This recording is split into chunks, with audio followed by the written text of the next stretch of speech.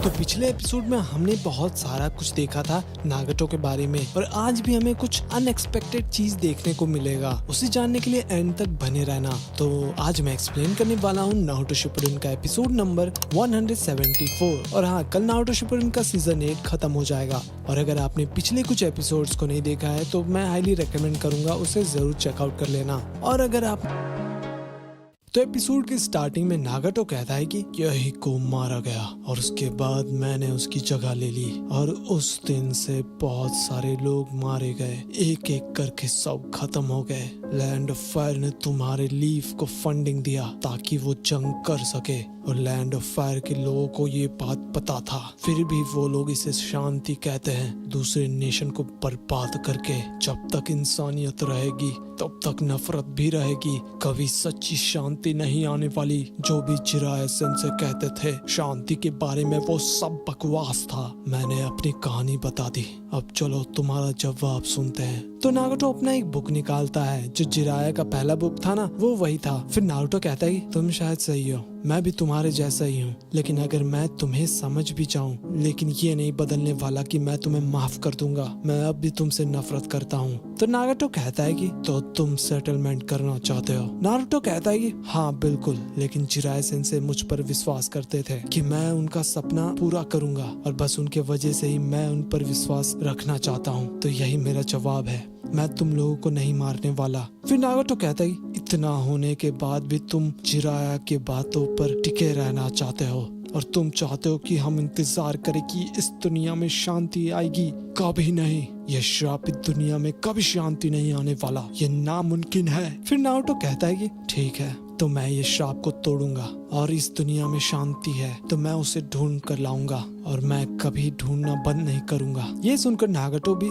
Shock हो जाता है और फिर कोनान कहती है कि नागटो क्या हुआ? फिर नागटो कहता है कि ये तुम क्या कह रहे हो, ये नहीं हो सकता। फिर नारुतो बोलता है कि हाँ सही कहा, जो भी मैंने कहा सब जिराया सेंसे का पहला नोबल में लिखा हुआ है। वो सच में इस दुनिया में शांति लाना चाहते थे, वो भी इस किताब से। और इनके आखिरी पन्ने में एक स्टूडेंट के बारे में लिखा हुआ है जिसने उन्हें इंस्पायर किया, वो तुम थे नागटो। ये सुनकर नागटो चौंक जाता है और कहता है कि लेकिन। फिर हम एक पास देखते हैं जब वहाँ पर बहुत ही तेज बारिश हो रहा था और अपने जिराया सेंसे खाना खा रहे थे, रामेन खा रहे थे। तभी वहाँ पर अपना नागटो आता है और कहता है कि जिराया सेंसे मुझे कुछ बात करना है आपसे। तो जिराया बोलते कि हाँ पूछो, वैसे भी मैं फ्री हूँ, बताओ क्या पूछना है। तो नागटो कहता है कि वेल मैं इस दुनिया में नफरत के बारे में सोच रहा था, आपको याद है हम लोग उस दिन क्या बात कर रहे थे? तो जिराया कहते कि हाँ मुझे याद है, तुम्हें कोई आइडिया आया है क्या? तो नागटो कहता है कि सच्ची शांति, मैं कसम खाता हूँ कि मैं उस श्राप को तोड़ूंगा। अगर इस दुनिया में शांति है तो मैं उसे ढूंढ कर रहूंगा।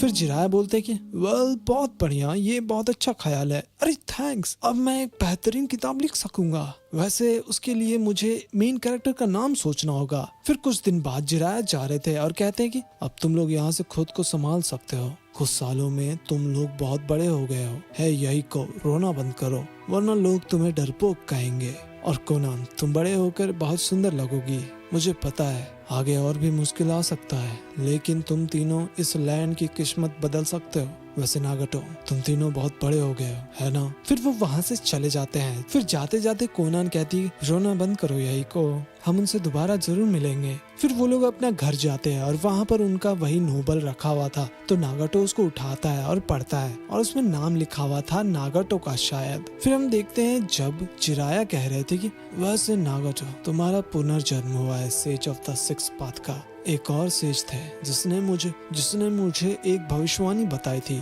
कि मुझे मेरा स्टूडेंट मिलेगा जो पूरी दुनिया को बदल कर रख देगा और मैं उसको गाइड करूंगा। और मुझे लगता है कि वो स्टूडेंट तुम हो नागटो, मुझे तुम पर विश्वास है। फिर प्रेजेंट में नागटो सोच में डूबा हुआ था और जिराया के बातों को याद कर रहा था कि कैसे वो सबका ख्याल रखते थे और वो लोग बहुत ही ज्यादा एंजॉय करते थे। और जब जिराया कह रहे थे कि अगर तुम अपनी ताकत का सही से इस्तेमाल करते शांति लाने के लिए तो वो बेहतर होता। और नारुतो का बात याद करता है कि नारुतो जिराया को फॉलो करेगा। फिर नारुतो बोलता है कि और इस नोवेल का हीरो का नाम है नारुतो यानी मैं, तो मैं अपने मास्टर के तोहफे को ऐसे ही नहीं जाने देने वाला। मैं एक दिन जरूर होकागे बनूंगा और सब कुछ सही कर दूंगा। मैं चाहता हूँ कि तुम मुझ पर भरोसा करो। फिर नागाटो बोलता है कि तुम ये कैसे कह सकते हो? तुम क्या गारंटी दे सकते हो कि तुम कभी नहीं बदलोगे, चाहे तुम्हें कितना भी दर्द मिले? फिर नारुतो बोलता है कि मुझे भी बहुत दर्द सहना पड़ा है। फिर हम पास देखते हैं जब विलेज के लोग नारुतो को अलग नजर से देखते थे, और जब सास्के ने उसे वैली में हराया था, और जब नारुतो ने साकुरा को चोट पहुंचाया था नाइन टेल के स्टेट में, और भाई जब उसने अपने मास्टर जिराया तक को खो दिया था। फिर प्रेजेंट में नारुतो कहता है कि अब तक मुझ में वो दर्द है और पता नहीं आगे चलकर कितना दुख सहना पड़ेगा, लेकिन क्या इसके वजह से मैं रुक जाऊं? अगर इस किताब का हीरो रुक जाता तो ये कहानी अलग होती। मैं अपने मास्टर के जैसा किताब तो नहीं लिख सकता, लेकिन मैं आगे बढ़ता चला जाऊंगा क्योंकि यही है नारुतो। फिर नागाटो कहता है कि हम एक ही मास्टर के स्टूडेंट्स हैं। जब मैंने कहा तो मैं सच में मजाक नहीं कर रहा था।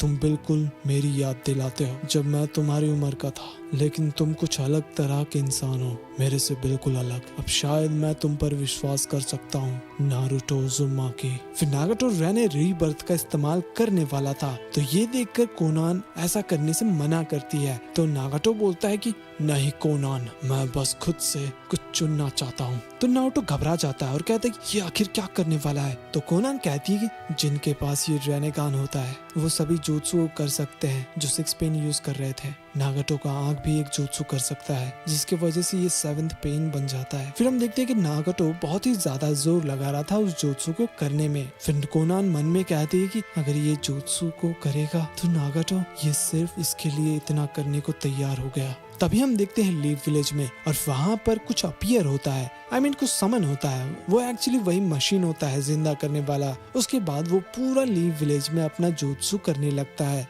वही माउंट मिया बोको में ग्रेट लॉर्ड एल्डर कहते हैं कि लगता है कि सब खत्म हो गया। फिर गामा बुंटा कहते हैं कि आखिर वहाँ चल क्या रहा है? फिर ग्रेट लॉर्ड एल्डर बोलते हैं कि मुझे नहीं पता था कि उस भविष्यवाणी के 2 बच्चे थे जो इस दुनिया को बदल कर रख देंगे। किसे पता था कि जिराया का वो बुक इतना ताकतवर होगा। और इसके साथ ये एपिसोड यहीं पर खत्म हो जाता है। तो गाइज अगला जो एपिसोड होने वाला है वो फिनाले होने वाला है सीजन 8 का, तो उसे बिल्कुल भी मिस मत करना, और कल बहुत ही मजा आएगा देखने में। खैर, अगर आपने हमारे दूसरे चैनल को सब्सक्राइब नहीं किया है तो प्लीज उसे तुरंत जाकर कर लेना, और वीडियो को लाइक और चैनल को सब्सक्राइब तो कर ही दो।